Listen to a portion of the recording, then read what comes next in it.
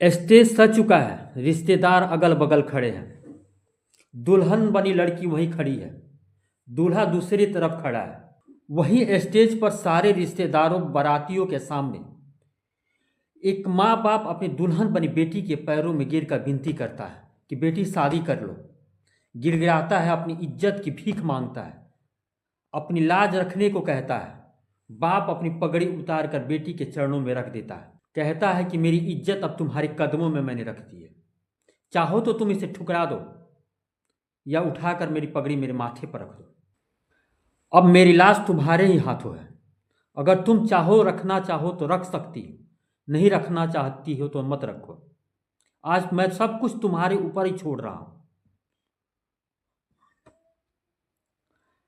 ऐसा कहकर उसकी आंखों से आंसुओं की धार बहने लगती है। अपने पति को रोता देखकर पत्नी भी अपनी बेटी से हाथ जोड़कर विनती करती है, गिड़गिड़ाती है, हमने तो तुमसे पूछकर ही शादी ठीक की थी।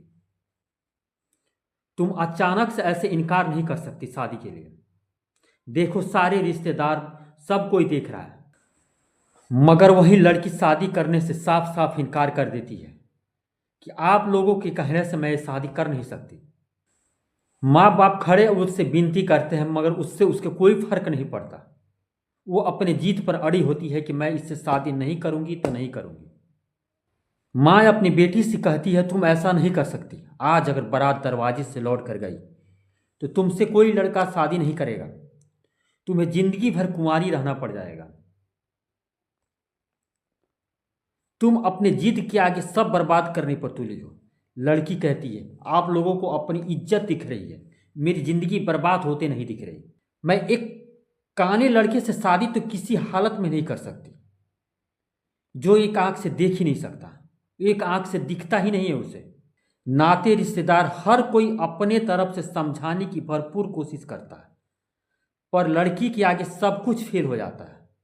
लड़की तो ये बात समझना ही नहीं चाहती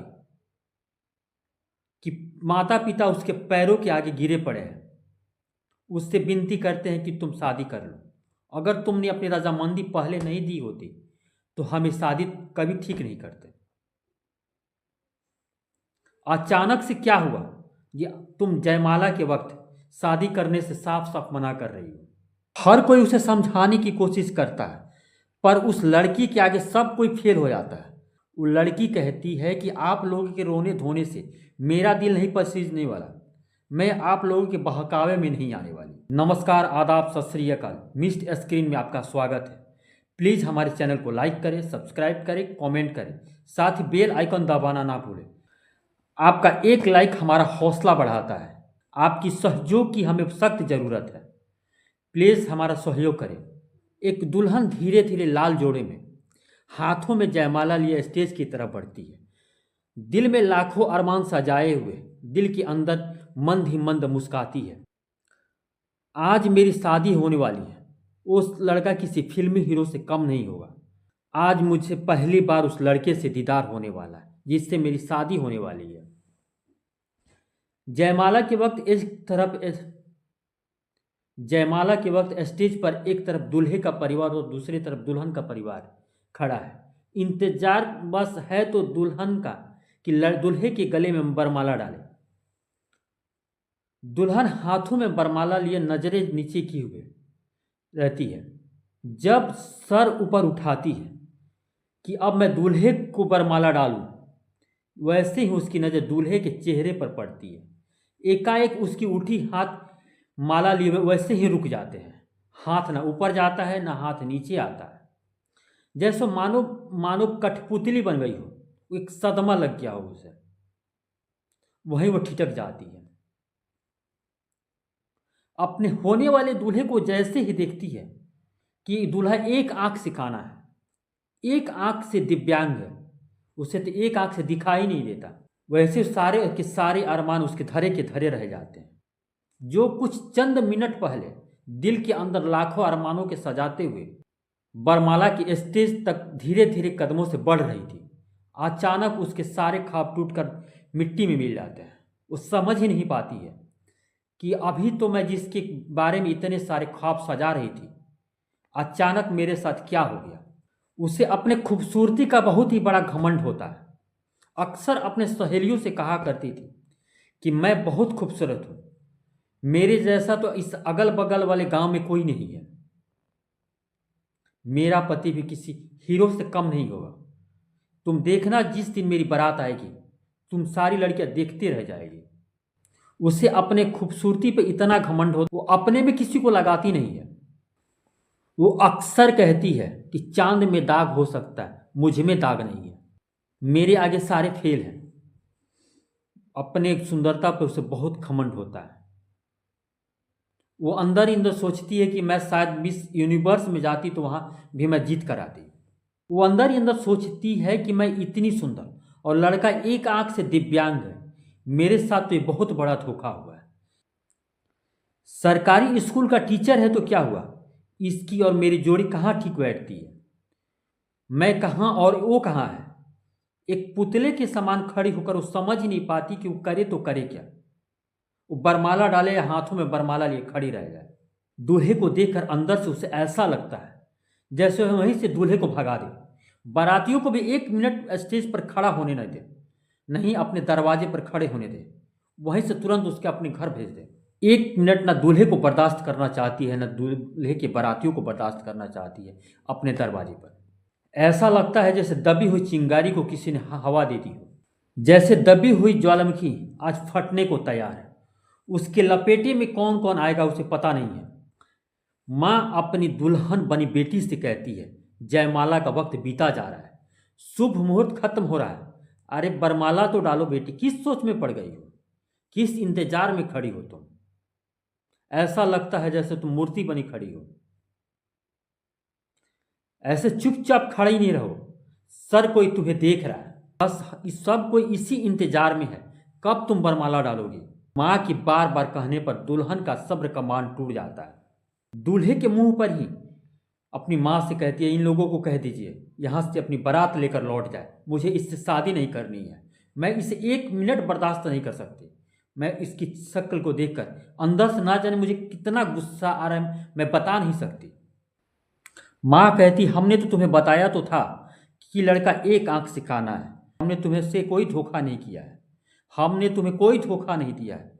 तुम पहले से ही पता था कि एक आंख से दिव्यांग है। हमने तो तुम्हें फोटो भी दिखाई थी, पर लड़की साफ साफ मना कर देती है, कहती है कि आप लोग मुझे धोखा दे रहे थे। आप लोगों ने शायद पहले मुझे कोई और फोटो दिखाया था, अब कोई और लड़का लाकर मेरे सामने खड़ा कर दिया है।